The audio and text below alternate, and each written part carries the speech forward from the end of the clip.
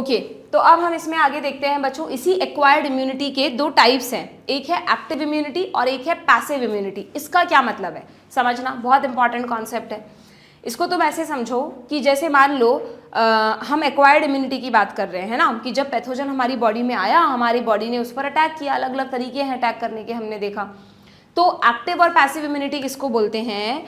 अगर पैथोजन के आने पर हमारा इम्यून सिस्टम खुद उससे फाइट कर रहा है तो बट ऑब्वियस उसका एक्टिव इन्वॉल्वमेंट है ना उस फाइटिंग में, तो उसको तो बोलेंगे एक्टिव इम्यूनिटी। मतलब अभी तक मैंने आपको जो भी ये केसेस पढ़ाए वो सब एक्टिव इम्यूनिटी के ही केसेस हैं, क्योंकि उसमें आपका इम्यून सिस्टम रिस्पॉन्स कर रहा है, चाहे वो प्राइमरी रिस्पॉन्स हो, सेकेंडरी रिस्पॉन्स हो, चाहे वो सेल मीडिएटेड रिस्पॉन्स हो, ह्यूमोरल रिस्पॉन्स हो, सारे रिस्पॉन्सेज में आपका इम्यून सिस्टम काम कर रहा है ना, तो it is the active immunity. यानी आपको भूख लगी, आप किचन में गए, आपने देखा यार कौन कौन से इंग्रेडिएंट रखे हैं, कुछ बना हुआ नहीं था और आपने खुद मेहनत करके खाना बनाया और फिर उसको खाया, तो आपका एक्टिव इन्वॉल्वमेंट हुआ उसमें।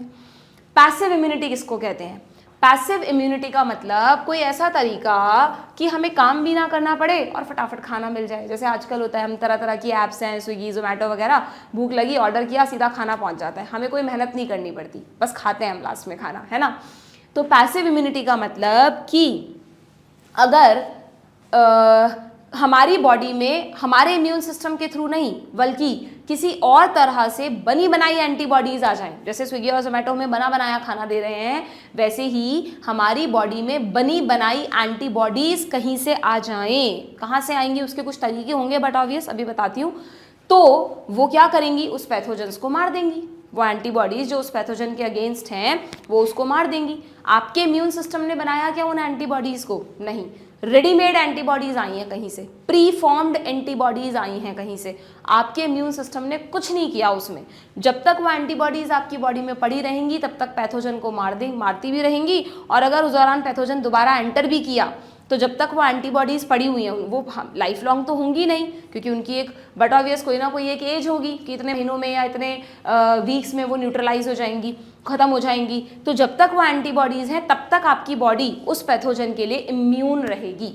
पर इस सिस्टम में कहीं भी आपके इम्यून सिस्टम को काम नहीं करना पड़ रहा, तो ये कैसी इम्यूनिटी है बच्चों? This is passive immunity. आप आराम कर रहे हो, बस आपको बना बनाया खाना मिल गया है, that is the passive immunity. आपका इम्यून सिस्टम रेस्ट मोड पर है, पैथोजन आया, बनी बनाई एंटीबॉडीज ने उनसे निपट लिया, ठीक है। तो इसको आप ऐसे समझ सकते हो, एग्जाम्पल के थ्रू समझना कि अगर हम बात कर रहे हैं, चलो एक्टिव बाद में बताती हूँ, पैसिव इम्यूनिटी की, जिसमें कि बनी बनाई एंटीबॉडीज हमें मिल रही हैं, तो वो कैसे मिलेंगी? अभी मैंने आपको थोड़ी देर पहले ही बताया कि जब मदर में फीटस डेवलप हो रहा होता है तो मदर के प्लेसेंटा से बनी बनाई IgG एंटीबॉडीज मिलती हैं उसको।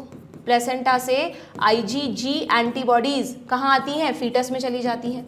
और इसी तरह जैसे ही न्यूबॉर्न का जन्म होता है तो उस न्यूबॉर्न को मिल्क के थ्रू मदर बनी बनाई एंटीबॉडीज देती हैं IgA।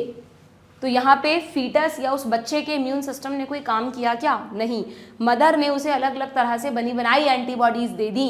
तो ये कैसी इम्यूनिटी हुई उस बच्चे के लिए? Passive immunity. कैसी इम्यूनिटी हुई? पैसिव इम्यूनिटी, ठीक है।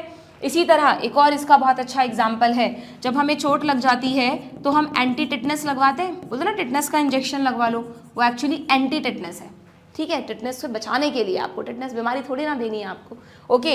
या कुत्ते के काटने पर हम बोलते हैं ना रेबीज़ का इंजेक्शन लगवा लो, एंटी रेबीज़ का इंजेक्शन है वो। या कई बार सांप के काटने पर, भाई गांव में तो देसी तरीके से सांप काटता है तो उस जहर को खींच के निकाल लेते हैं, कपड़ा बांध देते हैं जिससे वो जहर पूरी बॉडी में ना फैले, बट मेडिकल साइंस ने क्या किया? सांप के जहर के लिए एंटी वेनम बना लिया। क्या बना लिया? एंटी वेनम बना लिया। ये तीनों ही मेथड्स में पता है आपको क्या क्या करते हैं? जैसे ही चोट लगती है और हमें डर होता है कि यार अगर वहाँ जिस भी चीज़ से चोट लगी है वहाँ क्लॉस्ट्रीडियम टिटानी हुआ, टिटनेस को आप बैक्टीरियल डिजीज की लिस्ट में ऐड कर लेना, हमने लिस्ट बनाई थी ना कल, उसमें बैक्टीरियल डिजीज में टिटनेस भी ऐड कर लेना। टिटनेस का पैथोजन है क्लॉस्ट्रीडियम टिटानी, एनारोबिक बैक्टीरिया है, ठीक है। तो जैसे ही चोट लगी, ज़रूरी नहीं है टिटनेस हो, बट मोस्ट ऑफ केसेस में देखा गया है कि अगर सड़क पे बहुत तेज घिसड़न हो जाए, खून आ जाए, या कोई जंग लगा हुआ लोहा है उससे चोट लग जाए, तो पेशेंट को टिटनेस हो सकता है, पर्सन को टिटनेस हो सकता है। और टिटनेस का हमारे पास कोई इलाज नहीं है बच्चों, it is a deadly infection. अगर किसी को टिटनेस हो गया तो फिर उसकी डेथ होगी, मेडिकल साइंस में इलाज नहीं है इस बीमारी का, इतना एग्रेसिव पैथोजन है उसका, ठीक है। तो हम ये चाहते हैं कि यार टिटनेस हो नहीं, तो तुरंत ही बोलते हैं प्रिकॉशन के लिए कि भैया फटाफट टिटनेस का टीका लगवा लो। तो वो जो टिटनेस का इंजेक्शन अपन लगवाते हैं वो एक्चुअली एंटी टिटनेस सीरम होता है। एंटी टिटनेस सीरम यानी उसमें एंटी टिटनेस एंटीबॉडीज होती हैं। ऐसी बनी बनाई एंटीबॉडीज तुरंत इंजेक्ट कर देते हैं कि अगर वो क्लॉस्ट्रीडियम टिटेनी आया होगा ना हमारी बॉडी में तो तुरंत वो एंटीबॉडीज उसको किल कर देंगी, इससे पहले कि वो मल्टीप्लाई करे। बोलते ना कि 24 से 72 घंटे में इंजेक्शन लगवा लो, क्योंकि इतना टाइम लगता है उस पैथोजन को ग्रो करने में, तो उससे पहले अगर एंटीबॉडीज पहुंच गई तो वो उसको मार देंगी और आपको टिटनेस नहीं होगा। ट्रीट नहीं कर रही हैं ये टिटनेस को, होने से रोक रही हैं, बचा रही हैं आपको, ठीक है। तो इसीलिए इसको एक तरह का वैक्सीन भी मान सकते हो आप। ये ट्रीटमेंट नहीं है, दवाई नहीं है, ये वैक्सीन है, डिजीज़ को होने से पहले रोक रही है, क्योंकि डिजीज़ का ट्रीटमेंट तो है ही नहीं। ओके, तो ATS यानी एंटी टिटनेस सीरम जो है उसमें आपने क्या किया, रेडीमेड एंटीबॉडीज़ फटाफट से दे दी। ऐसा ही सेम होता है एंटी रेबीज़ में, क्योंकि हमें पता है rabies again is a deadly disease. Rabies viral disease है, डॉग्स वगैरह के काटने से होती है, उनकी सलाइवा में अगर रेब्डो वायरस होता है तो अगर डॉग ने काटा है और रेब्डो वायरस आपकी बॉडी में आया है तो इससे पहले कि वो खुद को मल्टीप्लाई करके आप पर अटैक करे, बनी बनाई एंटीबॉडीज़ दे दी आपने। इसमें भी रेडीमेड एंटीबॉडीज़ है, हमने लेबोरेटरी में बना रखी हैं। ऐसे डेडली इन्फेक्शंस जिनका इलाज नहीं है उनके अगेंस्ट मेडिकल साइंस ने एंटीबॉडीज़ बनाकर तैयार कर रखी हैं। सीरम क्या होता है, सीरम एक तरह से ब्लड का ही तो पार्ट होता है, प्लाज्मा का पार्ट, तो सीरम की फॉर्म में एंटीबॉडीज़ तैयार कर रखी है। जब भी कभी रिस्क होता है कि डिजीज़ हो सकती है, उसको पहले ही वो इंजेक्शन दे देते हैं, ठीक है। वो कुछ मंथ्स तक इफेक्टिव रहता है, एक्टिव रहता है, वो पैथोजन को ख़त्म कर देता है। पर ऐसा नहीं है कि एक बार एंटी टिटनेस लगवा लिया तो अब हमेशा रहेगा वो आपकी बॉडी में, उसका एक लिमिटेड टाइम है। कि इसीलिए जैसे बोलते हैं कि 6 महीना अगर हो गया आपको टिटनेस लगवाए हुए, फिर से कोई चोट लगी, टिटनेस का रिस्क है तो आपको दोबारा लगवाना पड़ेगा, ठीक है। ऐसे रेबीज़ में होता है कि एक बार लगवाने से काम नहीं चलेगा। अभी हम एक और वैक्सीन्स पढ़ेंगे बच्चों, वो वाले वैक्सीन्स होंगे जिसमें एक बार वैक्सीन लगवा लिया, जन्म पे लगवाते हैं, बर्थ पे, लाइफ टाइम इम्यूनिटी देते हैं वो हमें, वो अलग तरह के वैक्सीन है। यहाँ पर शॉर्ट टर्म वैक्सीन है, ये सब भी वैक्सीन है क्योंकि ये डिजीज़ को होने से रोक रहे हैं, ठीक है। बट ये शॉर्ट टर्म वाले वैक्सीन हैं। ये जो शॉर्ट टर्म वाले वैक्सीन हैं ये कहलाते हैं passive vaccine. This is called passive immunization. अभी आएगा जस्ट इसके आगे टॉपिक, पैसिव इम्यूनाइजेशन। कैसा इम्यूनाइजेशन है ये, पैसिव इम्यूनाइजेशन, ठीक है। तो एंटी रेबीज में भी रेडीमेड एंटीबॉडीज हैं, इसी तरह एंटी वेनम में भी क्या है, जो सांप का जहर है उसको न्यूट्रलाइज करने के लिए रेडीमेड एंटीबॉडीज हैं।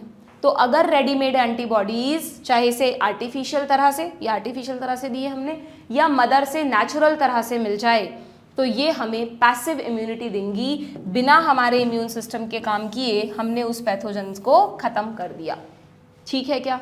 तो पैसिव इम्यूनिटी में भी वैसे आपको इतना डिटेल में नहीं पूछते, बट मैंने नीट में देखा है, पुराने ईयर्स में क्वेश्चन आए हुए हैं, ऑप्शंस में लिखा रहता है नेचुरल पैसिव इम्यूनिटी या acquired passive, sorry artificial passive immunity, ठीक है। तो ये नेचुरल पैसिव इम्यूनिटी हुई और ये आर्टिफिशियल पैसिव इम्यूनिटी हुई, यस और नो। पैसिव इम्यूनिटी समझ में आ गई तुमको। एक्टिव इम्यूनिटी के क्या एग्जाम्पल है, मैंने कहा ना पैसिव इम्यूनिटी का मतलब no role of immune system, हमारे इम्यून सिस्टम ने कुछ नहीं किया। एक्टिव में active involvement of immune system, आपके इम्यून सिस्टम को ही करना है जो करना है, ऑफ इम्यून सिस्टम। इसका क्या मतलब है एक्टिव का, कि अगर मान लो कभी भी नेचुरली कोई पैथोजन हम पर अटैक करता है ना, natural attack by pathogen, attack by pathogen. तो जब भी कोई पैथोजन हम पे अटैक करता है बच्चों, तो हमारे सोल्जर्स हाथ पे हाथ रख के बैठे थोड़ी ना रहते हैं, उससे लड़ने के लिए उससे लड़ाई करते हैं, एंटीबॉडीज़ बनाते हैं, काम करते हैं, उसको ख़त्म कर देते हैं और फिर उसकी याद को मेमोरी सेल्स की फॉर्म में स्टोर कर लेते हैं। अगली बार कभी अटैक होगा तो मेमोरी सेल्स तुरंत अटैक कर देंगी। तो फर्स्ट टाइम अटैक के बाद मेमोरी सेल्स बनी ना आपकी बॉडी में, अब आपके पास इम्यूनिटी आ गई ना उस डिजीज़ के लिए, तो वो क्या है, that is the example of active immunity. आपके इम्यून सिस्टम से आई है, कोई बनी बनाई एंटीबॉडी नहीं मिली है, उसी ने बनाई है एंटीबॉडीज़। तो ये कैसी इम्यूनिटी हुई, जो भी नेचुरल एक्सपोजर होता है ना पैथोजेंस का, क्या होता है, जो पैथोजेंस का नेचुरल एक्सपोजर होता है या अटैक होता है, वो एक्टिव इम्यूनिटी का एग्जाम्पल है बच्चों, ठीक है क्या। इसीलिए बोलते हैं कि बचपन में बच्चों को खूब खेलने कूदने दो, खूब एक्सपोजर होने दो पैथोजेंस का। इतना इम्यून सिस्टम अगर एक्सपोज होगा तो मेमोरी सेल्स बनाएगा, बच्चों को इतनी जल्दी बीमारियां नहीं होती, बच्चों का इम्यून सिस्टम एक्टिवली काम करता है, वो तुरंत उसके अगेंस्ट मेमोरी सेल बना लेगा, बल्कि फ्यूचर के लिए उसके अंदर एक तरह की इम्यूनिटी आ जाएगी। कितनी सक्सेसफुल रहेगी कितनी नहीं वो अलग बात है, बट आ तो जाएगी। इसीलिए आजकल के लाइफस्टाइल में बच्चों को बहुत ज़्यादा हम बचा कर छुपा कर, धूल में नहीं खेलना, यहाँ नहीं जाना, सर्दी में बाहर नहीं निकलना, ये सब तरह के इन्वायरमेंट में रखते हैं। तो आजकल के बच्चे बहुत सेंसिटिव हो गए हैं, थोड़े से बड़े होते हैं उन्हें तरह तरह की बीमारियाँ होने लग जाती हैं, आगे आएगा भी एलर्जीज़ में। तो बचपन में या नॉर्मली भी हमारी लाइफ में पैथोजन से एक्सपोजर होना ज़रूरी है, क्योंकि वो हमारे अंदर एक इम्यूनिटी डेवलप कर रहा है। कौन सी immunity? Active immunity, memory cells बना कर, ठीक है। तो एक्टिव इम्यूनिटी का एग्जाम्पल हुआ नेचुरल एक्सपोजर या अटैक बाय पैथोजेंस। एक तो ये तरीका है, ये तो नेचुरल तरीका है, इसमें हमने तो कुछ नहीं किया, पैथोजन आया, हमारे इम्यून सिस्टम ने काम करा। अब मेडिकल साइंस कैसे देती है इसको? मेडिकल साइंस अगर देगी तो फिर आप उसको क्या कहोगे? तो फिर आप उसको कहोगे आर्टिफिशियल एक्टिव इम्यूनिटी। कैसे समझना? जो नॉर्मली अपने को वैक्सीन्स लगते हैं ना, वैक्सीनेशन जो होता है नॉर्मली, वो तो था पैसिव वैक्सीनेशन। नॉर्मली जो हमको वैक्सीन्स लगते हैं, जनरली एट बर्थ लगते हैं या कभी भी लगते हैं, उनकी बूस्टर डोज वगैरह भी लगती है। उन वैक्सीन्स में पता है क्या होता है? इन वैक्सीन्स में तो रेडीमेड एंटीबॉडीज़ थी जो कुछ समय के लिए आपकी बॉडी में एक्टिवेट रहेंगी। ये जो बचपन में वैक्सीन लगते हैं, अगर हम पर्सन को लॉन्ग टाइम इम्यूनिटी देना चाहते हैं ना, तो इन वैक्सीन्स में बच्चों उसी पैथोजन को वीक या डेड फॉर्म में आपकी बॉडी में भेजा जाता है। उसी पैथोजन को वीक या डेड फॉर्म में आपकी बॉडी में भेजा जाता है। वीक और dead pathogen is injected into the body. वहाँ वो खुद घुस रहा था, यहाँ हमने जानबूझ के उसको भेजा है। क्यों? उससे क्या होगा बताओ? जैसे ही वो पैथोजन हमारी बॉडी में जाएगा, हमारे इम्यून सिस्टम को लगेगा कि फॉरेन एजेंट आया है, वो उसको स्टडी करेगा, उसके अगेंस्ट एंटीबॉडीज़ बनाएगा और मेमोरी सेल्स बना लेगा। हालांकि उससे हम बीमार तो होने नहीं वाले, क्योंकि ऑलरेडी वो एक डेड पैथोजन है, वीकेंड पैथोजन है, हाईली वीकेंड, वो हमें बीमार नहीं कर सकता। पर एटलीस्ट इस चक्कर में हमारे इम्यून सिस्टम ने क्या किया? उसको समझ लिया, पढ़ लिया, उसके लिए मेमोरी सेल्स बना ली। अब अगर कभी भी अगली बार वो पैथोजन हम पर अटैक करेगा तो हमारी memory cells are ready to fight with it, है ना। तो इस वैक्सीन्स के थ्रू आपने पर्सन को क्या दी? इम्यूनिटी दी ना। कैसी इम्यूनिटी दी बताओ सोचकर? यहाँ पर आपने पैसिव इम्यूनिटी दी क्या? यहाँ पर आपने पैथोजन को भेजकर इम्यून रिस्पॉन्स एलिसिट करवाया है, इम्यून रिस्पॉन्स इंड्यूस किया है। इम्यून सिस्टम को बोला है कि तुम ही करो, लड़ाई तुम्हें करनी है, हम बनी बनाई एंटीबॉडी नहीं दे रहे। मतलब हमने मार्केट से सामान ला के दे दिया कि भाई लो ये सामान है, खाना बना के खा लो। खाना तो तुम्हें ही बनाना पड़ेगा, बना बनाया खाना ऑर्डर नहीं किया तुमने यहाँ पर, ठीक है। तो अगर बॉडी के इम्यून सिस्टम ने काम किया है, मेमोरी सेल्स बनाई हैं, पैथोजेंस को पहचाना है, तो अगेन वो एक्टिव इम्यूनिटी है। लेकिन ये एक्टिव इम्यूनिटी मेडिकल साइंस की दी हुई है ना, इसलिए ये एक तरह की आर्टिफिशियल इम्यूनिटी हो गई। तो आप समझ रहे हो क्या मेरा कि मैं क्या कह रही हूँ आपको? कि दो तरह की इम्यूनिटी है, एक्टिव और पैसिव। एक्टिव मतलब इम्यून सिस्टम को काम करना है, पैसिव मतलब इम्यून सिस्टम को काम नहीं करना, बनी बनाई एंटीबॉडीज दे रहे हैं। एक्टिव में नेचुरली कैसे आएगी ये इम्यूनिटी? जब हमारा पैथोजेंस के साथ एक्सपोजर होगा। और आर्टिफिशियली कैसे आती है? वैक्सीन्स के थ्रू। लेकिन पैसिव इम्यूनिटी नेचुरली कैसे मिलती है हमें? या तो मदर के प्लेसेंटा से या मदर के मिल्क से। और आर्टिफिशियली कैसे मिलती है? जो तरह तरह के short term vaccines, passive immunization होता है बॉडी का, anti tetanus, anti rabies, anti venom, इन सब से, ठीक है। एकदम कॉन्सेप्ट इस तरह से आप एक नोट्स का अपना छोटा सा एक नोट्स पे लिखकर, आप ये डायग्राम बनाने की ज़रूरत नहीं है, मतलब ये जो मैंने लिखे हैं मेन बॉक्स, वो लिखकर आप वहाँ चिपका सकते हो, जिससे आप कभी भी रिवाइज कर सको। देखिए एनसीईआरटी में कैसे समझाया इस चीज़ को। When a host is exposed to antigens, जब कोई भी होस्ट एंटीजेंस के एक्सपोज होता है, यानी पैथोजेंस, एंटीजेंस मतलब pathogens, which may be in the form of living और डेड माइक्रोब। चाहे लिविंग माइक्रोब आपकी बॉडी में घुस रहा है, जो कि नेचुरली घुसेगा, चाहे से डेड माइक्रोब आपकी बॉडी में घुस रहा है, जो वैक्सीनेशन से हम डालेंगे, ठीक है। अच्छा हाँ, यहाँ पर ऐसा क्यों लिखा है और अदर प्रोटीन? क्योंकि बच्चों ज़रूरी नहीं है, अभी आप पढ़ोगे आगे वैक्सीनेशन के बारे में भी छोटा सा पैराग्राफ है, ज़रूरी नहीं है वैक्सीन में पैथोजन ही दिया जाए। आजकल और न्यूअर वैक्सीन्स बन गए हैं जिसमें पैथोजन की जगह है ना, सिर्फ उस पैथोजन के एंटीजेंस को ही दे देते हैं। भाई ऐसा क्या होता था, कई बार कुछ वैक्सीन्स में ऐसे देखा गया है केसेस कि वो जो वीकेंड पैथोजन है सही से वीकेंड नहीं हुआ।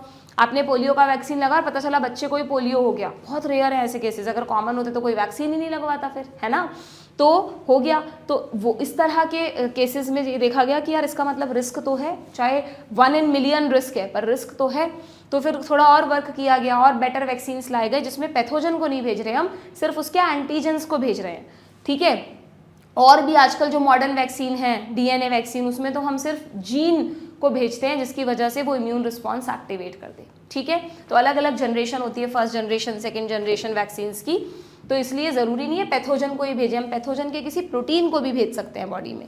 तो किसी भी तरह से अगर हमारी body is expose to these things, then क्या करेगी हमारी बॉडी, एंटीबॉडीज प्रोड्यूस करेगी, खुद बनाएगी in the host. This is called active immunity. Active immunity but obvious slow होगी कि नहीं बताओ, हाँ, धीरे धीरे उसको पढ़ने लिखने में उसको समझ टाइम तो लगेगा ना। फर्स्ट टाइम तुम कोई चैप्टर पढ़ते हो तो धीरे धीरे समझ में आता है। Takes time to give its full effective response, slow है, टाइम लेगी भाई अपना फुल रिस्पॉन्स देने में, ठीक है। जबकि पैसिव इम्यूनिटी कैसी होगी बताओ, बनी बनाई एंटीबॉडीज है, बस तुम्हें खाना खाना है, कोई बनाने में टाइम वेस्ट नहीं करना।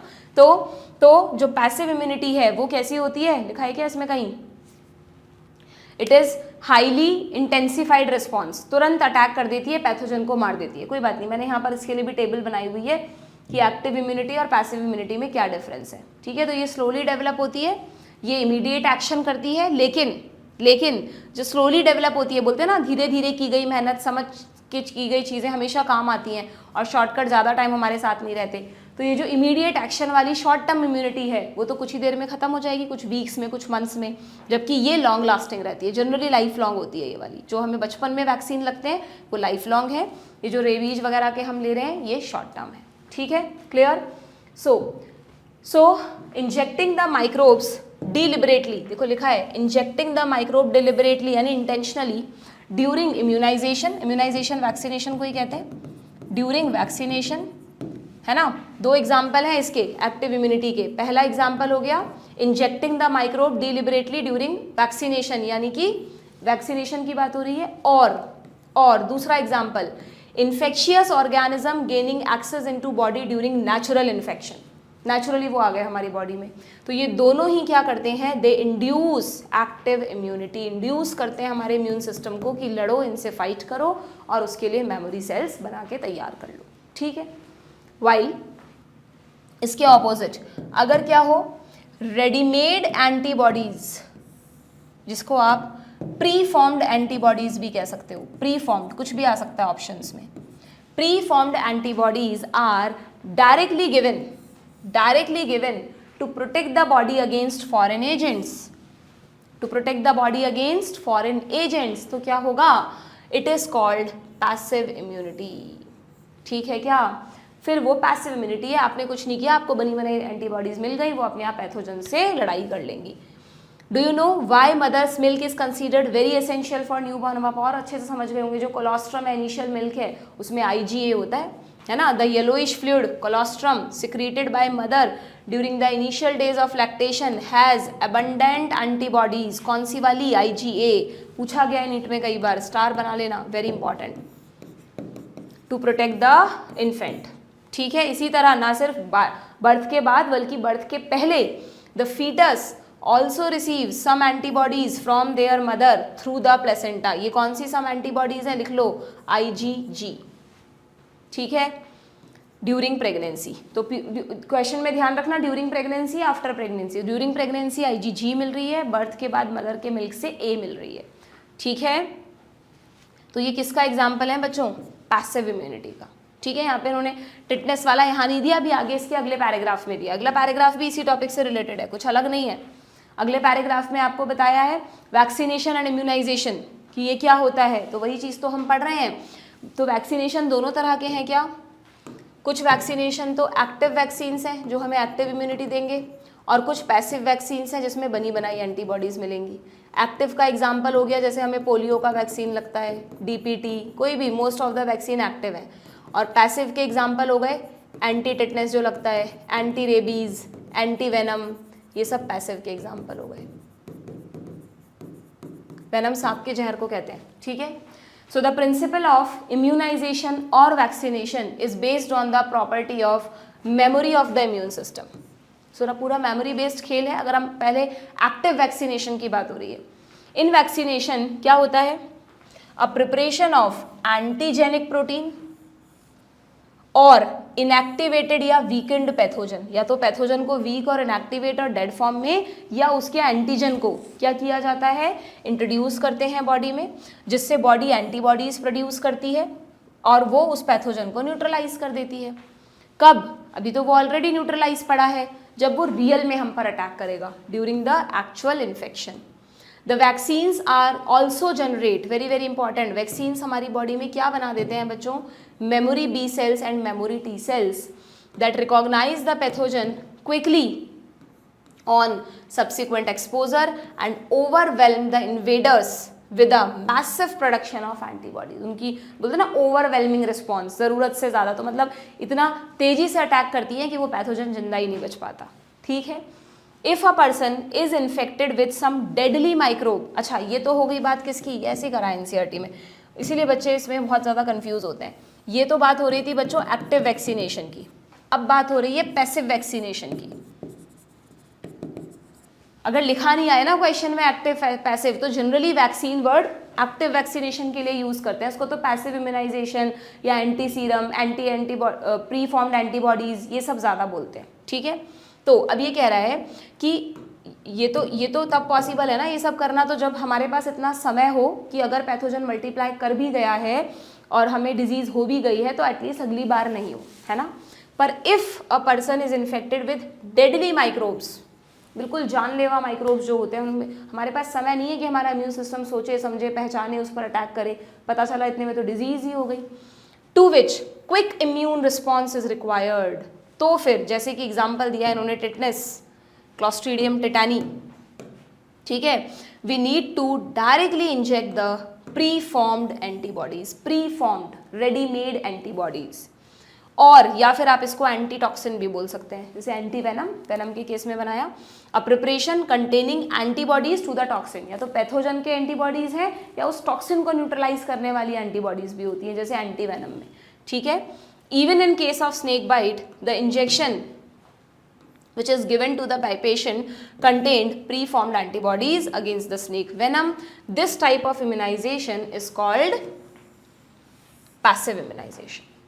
समझ में आ गया? मुझे नहीं लगता अब आप कंफ्यूज हो गए, एकदम कॉन्सेप्चुअली क्लियर कर दिया है मैंने। ठीक है, यहाँ पर क्या बताया है, यहाँ पर आपको मतलब इन्होंने सारे तरह के वैक्सीन्स के बारे में तो नहीं दिया बच्चों, बट बिल्कुल इन शॉर्ट अगर आप जानना चाहो, आपसे कोई डिटेल नहीं पूछेगा, पहले पूछते थे अगेन, तो 3 जनरेशन ऑफ वैक्सीन्स हैं अभी तक मेडिकल साइंस में। फर्स्ट जनरेशन में जनरली होल यूनिट पैथोजन होता है, पैथोजन किल्ड या वीकेंड फॉर्म में होता है ना, ये सब पोलियो वगैरह के जो वैक्सीन, BCG, स्मॉल पॉक्स, ये सब यही वाले थे। सेकेंड जनरेशन ऑफ वैक्सीन में कुछ स्पेसिफिक प्रोटीन्स आई, या तो कोई स्पेसिफिक प्रोटीन मान लो एंटीजन दे दिया आपने, या उनसे रिकॉम्बिनेंट प्रोटीन बनाकर दे दी। ठीक है, तो हेपेटाइटिस बी की जो वैक्सीन है मैंने आपको बताया था, DNA रिकॉम्बिनेंट DNA टेक्नोलॉजी से डेवलप की गई है, तो ये होती है सेकेंड जनरेशन वैक्सीन। फिर इसी को थोड़ा और डेवलप किया गया रिकॉम्बिनेंट टेक्नोलॉजी से ही आगे, थर्ड जनरेशन में DNA या RNA वैक्सीन बनाया गया कि सीधा DNA या RNA के थ्रू आप वैक्सीनेशन कर दो। ठीक है, वो और भी ज़्यादा सेफर है, जैसे कि कोविड का जो वैक्सीन बनाया गया। ठीक, क्लियर? तो आपसे कोई क्लासिफिकेशन पूछने वाला नहीं है, बस इतना सा लिखा है कि रिकॉम्बिनेंट DNA टेक्नोलॉजी ने क्या किया, RDT जो हमने बायोटेक में पढ़ी थी, has allowed the production of antigenic polypeptides of pathogens in bacteria और यीस्ट।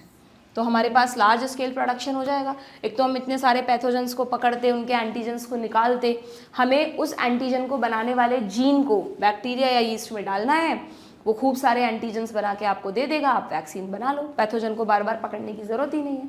ठीक है, vaccines produce using this approach, इसके 2 बेनिफिट क्या हैं, पहला लार्ज स्केल प्रोडक्शन एंड दूसरा मतलब लार्ज स्केल प्रोडक्शन एंड उसकी वजह से greater availability and yes safer also, first generation से ज़्यादा सेफर है ये।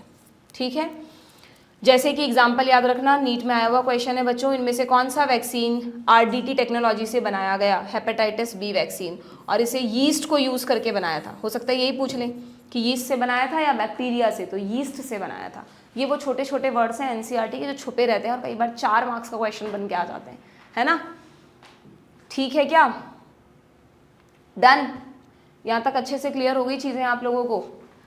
देन ओके, अब इसी इम्यूनिटी वाले टॉपिक में बच्चों नेक्स्ट टॉपिक आपको दिया है थोड़ा सा एलर्जीज के बारे में। भाई हमने इम्यून सिस्टम में क्या क्या पढ़ा, पहले हमने जाना हमारी इम्यूनिटी को कि भाई हमारी इम्यूनिटी दो तरह की है, एक तो है इनेट इम्यूनिटी, एक है एक्वायर्ड इम्यूनिटी। ठीक है, अगर बाय बर्थ जो हमें पहले से एक्टिवेटेड है वो तो हमारी इनेट इम्यूनिटी नॉन स्पेसिफिक होती है, और जो हमारी आफ्टर बर्थ अलग अलग पैथोजेंस के एक्सपोजर के आने पर एक्टिव होती है B lymphocytes and T lymphocytes से, वो हमारी एक्वायर्ड इम्यूनिटी। उस एक्वायर्ड इम्यूनिटी में हमने 3 अलग अलग टाइप्स पढ़े कि बेस्ड ऑन रिस्पॉन्स प्राइमरी और सेकेंडरी हो सकती है, based on involvement of cell, अगर बी लिम्फोसाइट इन्वॉल्व हैं तो एंटीबॉडी मीडिएटेड यानी ह्यूमोरल इम्यूनिटी, अगर टी लिम्फोसाइट इन्वॉल्व है तो cell mediated immunity.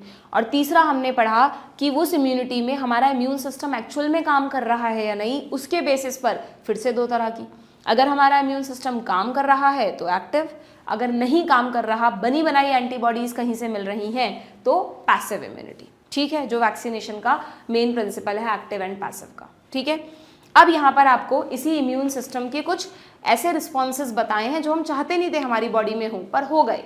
Normally nature ने हमारा डिफेंस सिस्टम हमें बचाने के लिए बनाया है ना, हमें बीमार करने के लिए थोड़ी ना बनाया है। बट 2 ऐसे केस हैं बच्चों जहाँ पर इम्यून सिस्टम ही हमारे लिए आफत बन जाता है। कौन से 2 केस? एक तो एलर्जिक रिएक्शंस और दूसरी ऑटो इम्यून डिजीजेस।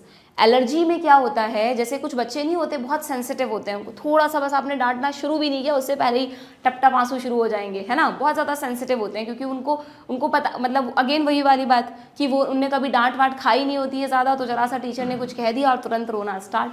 जबकि जिनने बहुत डांट मार खाई है घर पे उनको कोई फ़र्क ही नहीं पड़ता है ना, टीचर कुछ भी कहता रहे।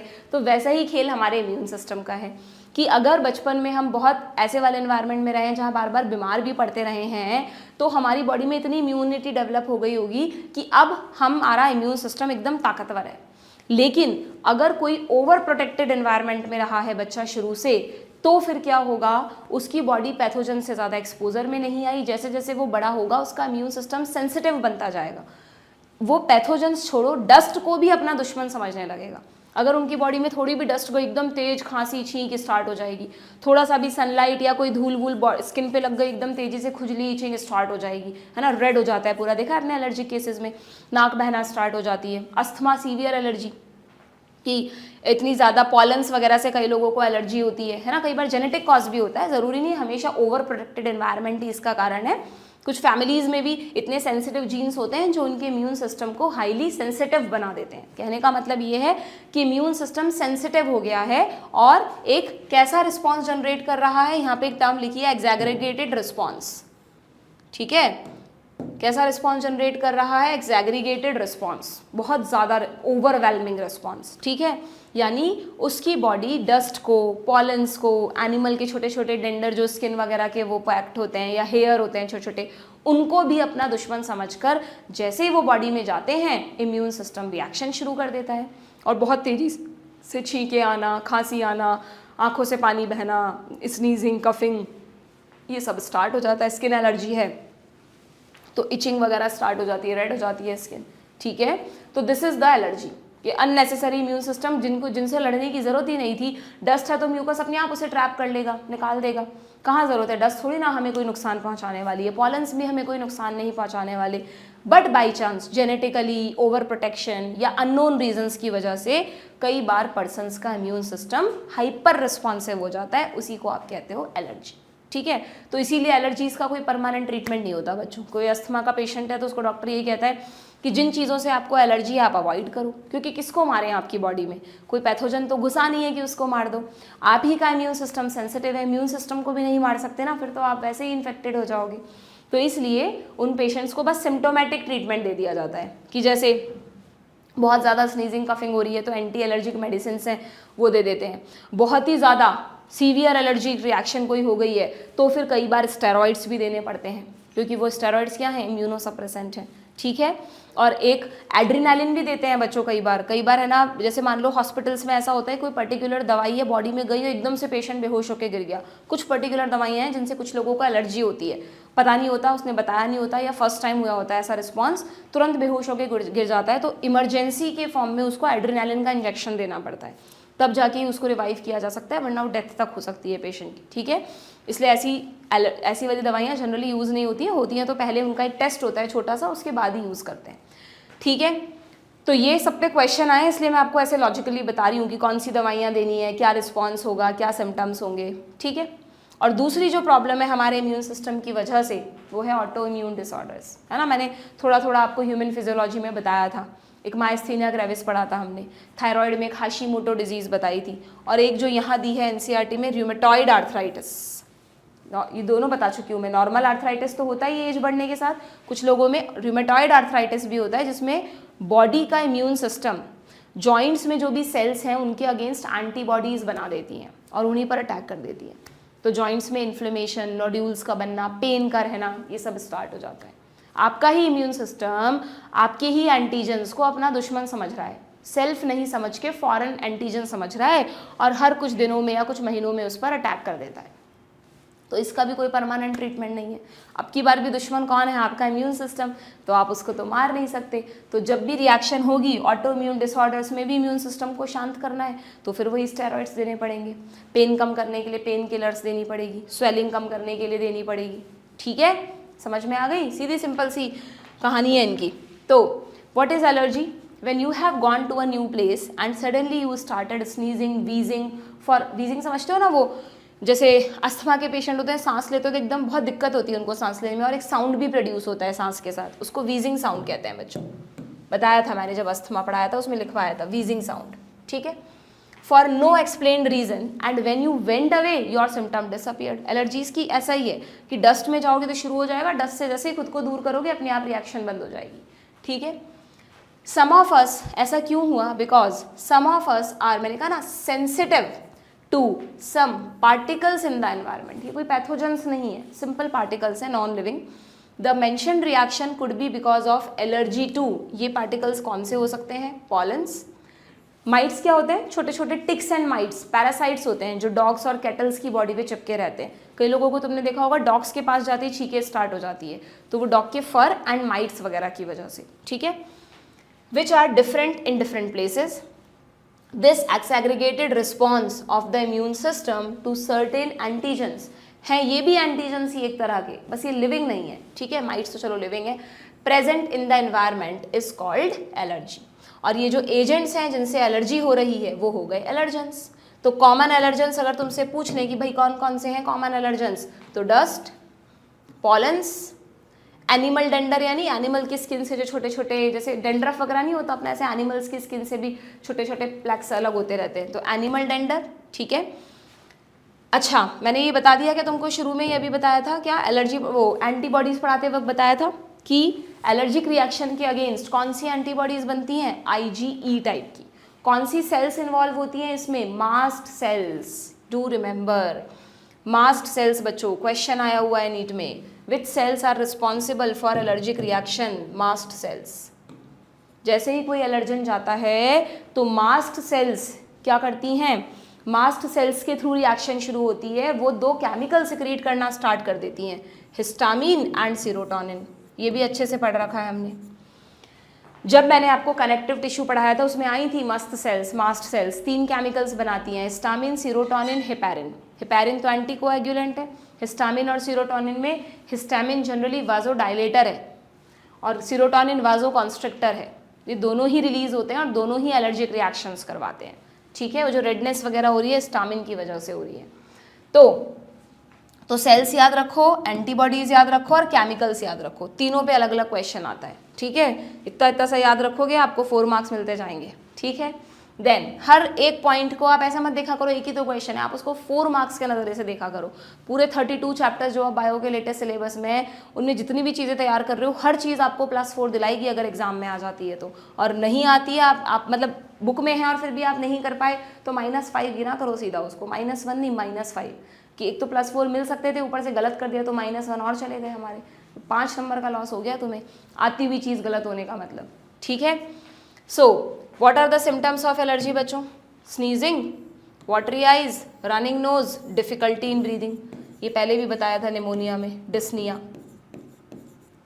Difficulty in breathing, these are the symptoms of allergy, किसकी वजह से आए? Due to excess release of histamine and serotonin.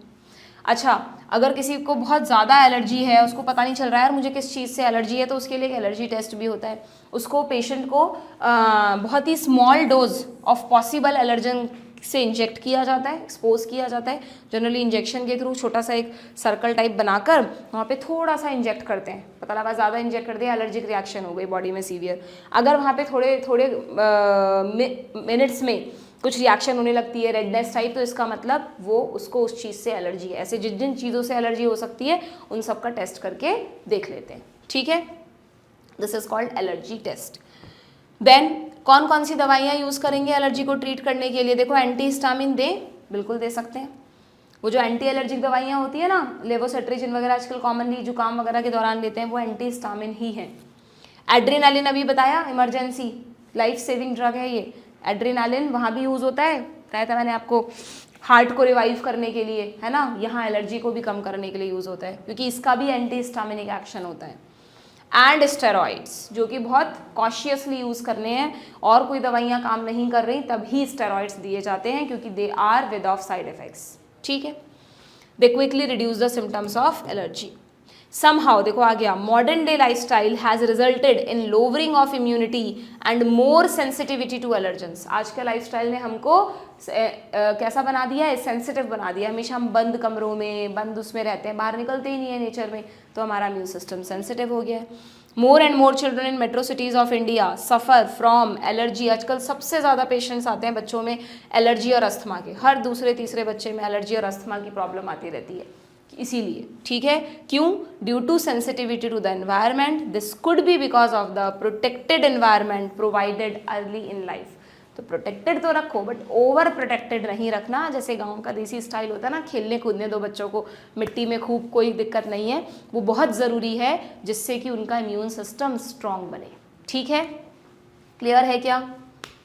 Auto immunity, auto immunity लिखा है वैसे, बाकी आप चाहो तो इसको ऑटो इम्यून डिसऑर्डर्स भी कर सकते हो।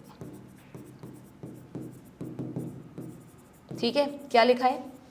Memory based acquired immunity evolved in higher vertebrate. सबसे पहली बात, ये जो हम पढ़ रहे हैं ना पूरा, ये सब हायर वर्टिब्रेट्स की खासियत पढ़ रहे हैं। लोअर वर्टिब्रेट या इनवर्टिब्रेट्स में इस तरह का इम्यून सिस्टम नहीं होता। ये क्यों है हम में? It is based on the ability to differentiate between foreign and self. जब हम अपने पराये में फर्क नहीं कर पाता हमारा इम्यून सिस्टम, तो we have auto immune disorders. While we still do not understand the basis of this, two corollaries of this ability have to be understood. One, higher vertebrates can distinguish foreign molecules as well as foreign organism. Most of the experimental immunology deals with this aspect. Two, sometime due to genetic and other unknown reason, कि हमारी ये जो ability है ना differentiate करने की, ये अगर अफेक्ट हो जाए, या कोई जेनेटिक कॉज हो, या कई बार कॉज भी नहीं पता कर पाते, ऐसे भी डिसऑर्डर्स हैं, तो बॉडी खुद ही अटैक कर देती है किस पर? अपनी ही सेल्स पर, अपने ही एंटीजेंस के अगेंस्ट एंटीबॉडी बना देती है। माइस्थीनिया ग्रेविस में मैंने तुम्हें बताया था कि हमारा जो एनएमजे होता है ना, न्यूरोमस्कुलर जंक्शन, उसके अगेंस्ट एंटीबॉडी बनने लगती हैं, है ना, जिससे एसिटाइल कोलिन वहाँ पे बाइंड नहीं हो पाता रिसेप्टर्स पर, सिग्नल नहीं दे पाता, तो मसल काम ही नहीं कर पाती। ठीक है, एंटीबॉडी अगेंस्ट एनएमजे। तो ये भी एक ऑटो इम्यून डिसऑर्डर है। मायोटोनिक डिस्ट्रॉफी मत कर देना, वो जेनेटिक डिसऑर्डर है, वो ऑटो इम्यून नहीं है। एक रूमेटॉइड आर्थराइटिस हो गया, और एक तुम थायराइड में हाशिमोटो डिजीज याद रख सकते हो। ऐसे तो बहुत हैं बच्चों ऑटो इम्यून डिसऑर्डर्स, बहुत हैं। एक स्किन का डिसऑर्डर होता है सोरियासिस, वो भी ऑटो इम्यून डिसऑर्डर होता है। एक बार आ गया था नीट में, एक ही बार आया था, बहुत पहले क्वेश्चन उसमें ऑप्शंस में था। ठीक है, विटिलिगो भी होती है एक डिजीज़, वो भी ऑटो इम्यून है। ऐसे हैं कई सारे हैं ऑटो इम्यून में, पर तुम्हें इतने सारे याद नहीं करने, ये तो दिया ही है एनसीईआरटी में, और बस ये दोनों याद रख लेना तुम तो। ठीक है, so it affect many people in our society, it is an auto immune disease. आजकल अगेन ये भी कॉमन है, बढ़ रही है बहुत। देन तो ये सब समझाने के बाद अब लास्ट में एनसीईआरटी में तुम्हें हमारी बॉडी का ये जो पूरा इम्यून सिस्टम हमने देखा ना, पूरा अलग अलग जगह अलग अलग रूप में फैला हुआ है, कहीं सेल्स की फॉर्म में, कहीं स्किन, कहीं म्यूकस, कहीं अलग अलग ऑर्गन्स हैं जो सेल्स को बना रहे हैं, मैच्योर कर रहे हैं, इन सब को मिलाकर बनता है हमारा इम्यून सिस्टम। तो इम्यून सिस्टम में देखो कितनी चीज़ें आती हैं। इम्यून सिस्टम में ऑर्गन्स हैं, जैसे हमने पढ़ा ना, बोन मैरो, थाइमस वगैरह, ऑर्गन्स के अलावा सेल्स हैं, सेल से जैसे एंटीबॉडीज़ बन रही हैं तो मॉलिक्यूल्स भी हैं, सब चीज़ें हैं इम्यून सिस्टम में, है ना। तो यहाँ लिखा है the human immune system consist of, और हाँ ये मैं वही सोच रही थी कुछ एक चीज़ मिसिंग है, ऑर्गन्स के अलावा टिश्यूज़ भी तो हैं, नॉट ओनली ऑर्गन्स बल्कि कुछ टिश्यूज़ भी हैं, जैसे कनेक्टिव टिश्यू में मैक्रोफेजेस हो गई या और भी अलग अलग कुछ भी, ठीक है। तो immune system consist lymphoid organs, अच्छा जो भी इम्यून सिस्टम से रिलेटेड है उनके लिए लिम्फॉइड वर्ड यूज़ करते हैं, क्योंकि मेन जो खेल है थर्ड लाइन ऑफ डिफेंस में वो लिम्फोसाइट्स का है, तो उसके रेफरेंस में इम्यून सिस्टम के ऑर्गन्स को लिम्फॉइड ऑर्गन्स कहते हैं, ठीक है। Lymphoid organs, tissues, cells and soluble molecules जैसे कि एंटीबॉडीज, प्रोटीन्स होती हैं जो, ठीक है। कई बार बच्चे एंटीजन्स और एंटीबॉडीज को मिक्स कर देते हैं, डू रिमेंबर एंटीजन अलग है, एंटीबॉडी अलग है। एंटीजन बच्चों शुगर पॉलीमर्स हो सकते हैं या फिर ग्लाइकोप्रोटीन्स हो सकते हैं या सिंपली प्रोटीन्स भी हो सकते हैं, लेकिन एंटीबॉडीज़ हमेशा प्रोटीन्स ही होती हैं। एंटीजन्स सेल्स की सरफेस पर प्रेजेंट होते हैं, डस्ट वगैरह पे होते हैं, लेकिन एंटीबॉडीज़ हमेशा प्रोड्यूस होती हैं बी लिम्फोसाइट्स के थ्रू, पहले से नहीं होती हैं प्रेजेंट, ठीक है। As you have read immune system is unique in the sense that, क्यों हमारा इम्यून सिस्टम यूनिक है, क्या क्या करता है ये, रिकॉग्नाइज करता है फॉरेन एजेंट को, रिस्पॉन्ड करता है उसके अगेंस्ट और मेमोराइज भी करता है उस चीज़ को, है ना। पहले पहचानेगा फिर अटैक करेगा और उसकी याद को हमेशा बरकरार रखेगा। The immune system also play an important role in, कभी कभार इसकी वजह से हमें दिक्कतें भी आती है, allergies, auto immune disease, organ transplant में ऑर्गन रिजेक्ट हो जाता है, ठीक है, बट ऐसा तो नहीं है नेचर इम्यून सिस्टम की क्वालिटीज़ बदल दे इनके लिए। तो अब यहाँ पर आपको ना थोड़ा सा बस लिम्फॉइड ऑर्गन्स के बारे में बताया है, सेल्स और एंटीबॉडीज़ तो आप पढ़ ही चुके हो, थोड़ा सा यहाँ पे लिम्फॉइड ऑर्गन्स को क्लासीफाई किया है, बहुत आसान सा क्लासिफिकेशन है बच्चों लिम्फॉइड ऑर्गन्स का। एक तो ये डायग्राम दिया है तुम्हें, अगर हम लिम्फॉइड ऑर्गन्स की बात करें ना तो लिम्फॉइड ऑर्गन्स जो हैं अकॉर्डिंग टू एनसीईआरटी दो तरह के हैं, प्राइमरी और सेकेंडरी। बहुत आसान है, प्राइमरी का मतलब वो ऑर्गन्स जहाँ पर लिम्फोसाइट्स बन रही हैं और मैच्योर हो रही हैं। तो मैं तुम्हें शुरू में ही बता चुकी हूँ कि हमारी लिम्फोसाइट्स बनती तो सारी बोन मैरो में है, कुछ बोन मैरो में मैच्योर हो जाती हैं और कुछ बाद में थाइमस में जाकर मैच्योर होती हैं, तो बस इन दोनों को कहते हैं प्राइमरी लिम्फॉइड ऑर्गन। जहाँ बन रही हैं और मैच्योर हो रही हैं वो तो प्राइमरी, और जब ये बन गई मैच्योर हो गई, अब थाइमस में थोड़ी ना बैठी रहेंगी, अब इनको ब्लड में भेज देंगे, फिर ब्लड इन्हें अलग अलग जगह ले जाएगा। जैसे लिम्फोसाइट्स को स्प्लीन में भी डाल देते हैं, लिम्फोसाइट्स हमारे टॉन्सिल्स होते हैं उनमें भी होती हैं, इंटेस्टाइन में पेयर्स पैचेस होते हैं उनमें भी होते हैं, इवन जो हमारा अपेंडिक्स होता है ना उसमें भी होती हैं। इन सब जगह इनको तैनात कर देते हैं कि जैसे ही पैथोजेंस आए तुम पकड़ लेना और उनको मारना शुरू कर देना, ठीक है। तो ये सारे ऑर्गन्स जहाँ पर ये लिम्फोसाइट्स को भेज दिया to fight with pathogens, to interact with them, वो कहलाते हैं सेकेंडरी लिम्फॉइड ऑर्गन। तो सेकेंडरी लिम्फॉइड ऑर्गन्स में क्या बताया मैंने, स्प्लीन हो गया आपका, स्प्लीन होता है यहाँ स्टमक के पास, ऊपर छोटा सा वॉयलेट कलर का ऑर्गन होता है, छोटा सा होता है, ठीक है, स्प्लीन हो गया, बट है बड़ा इंपॉर्टेंट, आया है इसके बारे में भी कई जगह। देन स्प्लीन के बाद क्या बताया मैंने तुमको, टॉन्सिल्स हो गए, ये भी हमारे सेकेंडरी लिम्फॉइड ऑर्गन्स हैं। इंटेस्टाइन की वॉल में पेयर्स पैचेस होते हैं, साइंटिस्ट के नाम पर है इनका नाम। या जो आपका वर्मी फॉर्म अपेंडिक्स है, डाइजेस्टिव सिस्टम हट गया ना, वरना वहीं पढ़ लेते तुम डिटेल में, वो भी आपका एक तरीके का सेकेंडरी लिम्फॉइड ऑर्गन है। हालांकि वेस्टिजियल है, नहीं भी होगा तो और बहुत जगह लिम्फोसाइट तैनात हैं, तो इसलिए वेस्टिजियल मानते हैं, है ना। और या फिर एक और याद रखना, हमारी पूरी बॉडी में भी छोटे छोटे सेकेंडरी लिम्फॉइड ऑर्गन्स बैठे हैं in the form of lymph node. अगर आप हमारे लिम्फेटिक सिस्टम को देखो तो मैंने पढ़ाया था आपको, जब मैंने सर्कुलेटरी सिस्टम पढ़ाया था, कि हमारे लिम्फेटिक सिस्टम में जैसे हमारी बॉडी में ब्लड वेसल्स का नेटवर्क होता है बच्चों, वैसे हमारी बॉडी में लिम्फेटिक वेसल्स का भी नेटवर्क होता है।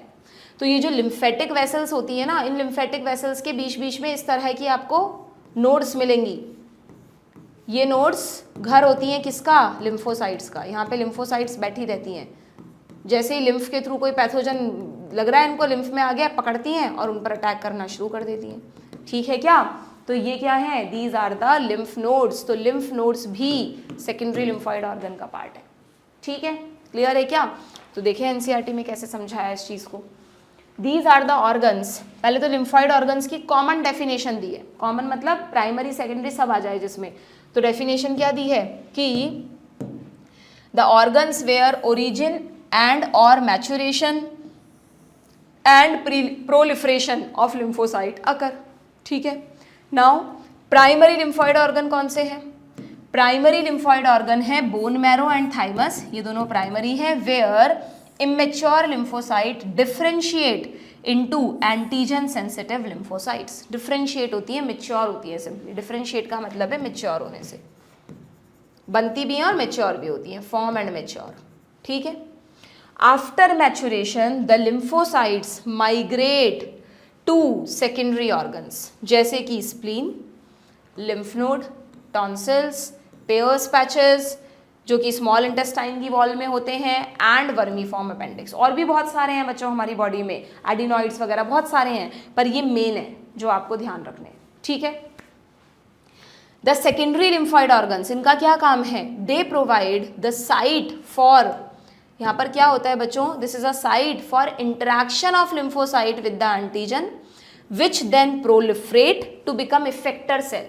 यहाँ पे प्रोलिफरेट का मतलब कि वो इफेक्टर सेल में कन्वर्ट हो रही हैं जब वो काम कर रही हैं, ठीक है। यहाँ मेच्योर तो हो गई पर काम कहाँ करेंगी? सेकेंडरी ऑर्गन्स में। मान लो आ जाए कि इनमें से कौन से ऑर्गन में lymphocytes proliferate into effector cells, और तुम उसको मेच्योर समझ के प्राइमरी कराओ तो गलत हो जाएगा ना। इफेक्टर सेल मतलब काम करने पर आ गई हैं, वो पैथोजन को मारामारी करने पर आ गई हैं, वो वाली बात, ठीक है। देन ये आपको फिगर दिया ही है, इसके बाद क्या लिखा है, थोड़ा थोड़ा सब ऑर्गन्स के बारे में बताया है। सबसे पहले अगर हम बोन मैरो की बात करें तो it is the main primary lymphoid organ, जहाँ पर सारी ब्लड सेल्स बनती हैं इंक्लूडिंग लिम्फोसाइट्स, ठीक है। दूसरा ऑर्गन है थाइमस। थाइमस के बारे में हम पढ़ चुके हैं एंडोक्राइन सिस्टम में, ये एक लोब्ड ग्लैंड होती है, ऐसे हार्ट के पास होती है, lobed gland, bilobed gland, located near the heart, very very important. इसकी एग्जैक्ट पोजीशन पढ़ी थी हम लोगों ने कि अगर हमारी स्टर्नम बोन होती है ना, स्टर्नम के तो पीछे है ये, और हार्ट से जो आर्च ऑफ एओर्टा निकलता है उसके सामने की तरफ है ये, तो दोनों के बीच में है, तो near the heart and beneath the breast bone. Breast bone sternum को कहते हैं, स्टर्नम को, ठीक है। और ये भी हम पढ़ चुके हैं कि थाइमस बर्थ के टाइम पर सबसे बड़ी होती है, धीरे धीरे इसका साइज कम होता जाता है, और and by the time puberty is attained it reduces to a very small size. Not old age में तो बिल्कुल ही डिजनरेट हो जाती है, प्यूबर्टी तक भी ये स्मॉल साइज रह जाती है। इसीलिए अभी कह रही थी मैं आपको थोड़ी देर पहले कि सबसे अच्छी इम्यूनिटी बच्चों में होती है, क्योंकि वहाँ पर थाइमस बड़ी होती है, खूब सारा थाइमोसिन बनता है, खूब सारी टी लिम्फोसाइट बनती हैं, इम्यून सिस्टम एकदम मस्त तरह से काम करता है, ठीक है। पर जैसे जैसे एज बढ़ती है कहीं ना कहीं हमारी इम्यूनिटी कम होती जाती है, okay. Both bone marrow and thymus provide देखो एक स्पेशल लाइन है छोटी सी कि bone marrow and thymus provide micro environment for the development and maturation of T lymphocyte. ये एक माइक्रो एनवायरनमेंट प्रोवाइड करते हैं जिससे वो वहाँ पर रहकर पढ़ लिख कर तैयार हो जाएं, ठीक है। ध्यान रखना, अलग से स्टेटमेंट टाइप क्वेश्चन बन सकता है, ओके। तीसरा ऑर्गन आपको बताया स्प्लीन। ये दोनों तो प्राइमरी हैं, स्प्लीन सेकेंडरी है, डू रिमेंबर, ये प्राइमरी है, ये भी प्राइमरी है, स्प्लीन सेकेंडरी है। स्प्लीन कैसा होता है बच्चों? थोड़ा सा बीन शेप्ड होता है, हल्का सा, ठीक है, जहाँ पे भी हमारा स्टमक होता है, स्टमक के पास होता है ये, ठीक है। तो it is a large bean shaped organ. अच्छा, लार्ज लिखा है तो ठीक है भाई, थोड़ा सा कंपैरेटिवली बड़ा होता है इन सब के कंपैरिजन में, इसलिए थाइमस से, ठीक है। Large bean shaped organ. अच्छा, स्प्लीन में सिर्फ लिम्फोसाइट्स ही नहीं होती बच्चों, स्प्लीन हमारा लिम्फॉइड ऑर्गन है तो लिम्फोसाइट तो तैनात है वहाँ पे, प्लस इसमें फेगोसाइट्स भी होती हैं। Spleen is a collection of lymphocytes, phagocytes plus RBCs भी लिख देना, आरबीसीज भी होती हैं लिम्फ में, ग्रेवयार्ड ऑफ आरबीसी याद है। स्प्लीन बर्थ से पहले मतलब फीटल स्टेज में आरबीसीज कहाँ बनती हैं? स्प्लीन में। बर्थ के बाद स्प्लीन उनका कब्रिस्तान बन जाता है, और जो एक्स्ट्रा आरबीसीज होती है ना उनको भी कहाँ स्टोर करती है हमारी बॉडी? स्प्लीन में। ब्लड बैंक भी है ये हमारी बॉडी के लिए, जब आरबीसीज की जरूरत पड़ती है सप्लाई कर देता है तुरंत, ठीक है। बहुत सारे काम है इसके। इट एक्ट एज, क्योंकि ये सेकेंडरी लिम्फॉइड ऑर्गन है तो फिल्टर की तरह तो काम करेगा ही करेगा, filter of the blood, trap कर लेता है ब्लड बॉर्न माइक्रो ऑर्गेनिजम्स को और अपनी आरबीसी से उनको मार देता, सॉरी अपनी लिम्फोसाइट्स और फैगोसाइट्स की मदद से उनको मार देता है। आगे आ गया, spleen also has a large reservoir of erythrocytes. तो तीनों तरह की सेल्स हैं स्प्लीन में, ठीक है। देन ये हो गया स्प्लीन के बारे में। अब थोड़ा सा इन्होंने लिम्फ नोड्स के बारे में भी बताया है। लिम्फ नोड्स बहुत छोटे छोटे से सॉलिड स्ट्रक्चर्स हैं located at different points along the lymphatic system, diagram में देखा हमने। दे सर्व टू ट्रैप, ये भी वही लिम्फोसाइट तैनात है यहाँ, माइक्रो ऑर्गेनिजम्स को पकड़ेंगे, एंटीजेंस को पकड़ेंगे और उन्हें मार देंगे, which happen to get into the lymph and tissue fluid, क्योंकि लिम्फेटिक सिस्टम में होती है इसलिए लिम्फ में से पकड़ लेती हैं। ठीक है। Antigen trapped in the lymph node are responsible for the activation of lymphocyte present there and cause the immune response. Actually जब कोई भी पैथोजन हमारे लाइन ऑफ डिफेंस को क्रॉस करके ब्लड में पहुंचता है, टिश्यू में पहुंचता है, तो वो लिम्फ में चला जाता है। जैसे ही लिम्फ में लिम्फोसाइट्स के कॉन्टैक्ट में आता है वो एक्टिवेट हो जाती हैं और इम्यून रिस्पॉन्स जनरेट हो जाता है। ठीक है, क्लियर।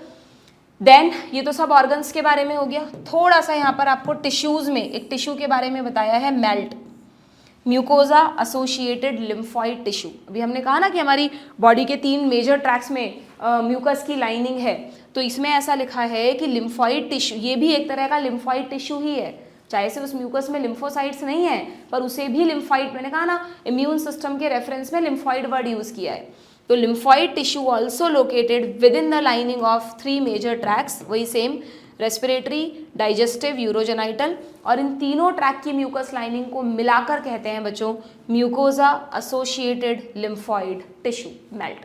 ये आया हुआ क्वेश्चन है कि कितना percent, it constitute about 50% of the lymphoid tissue in human body. Lymphoid tissue में और भी चीज़ें आती हैं पर जो भी लिम्फॉइड टिश्यू में म्यूकस वाला पार्ट है ना वो लिम्फॉइड टिश्यू का 50% बनाता है, बाकी 50% में और दूसरी चीज़ें हो गई बहुत सारी।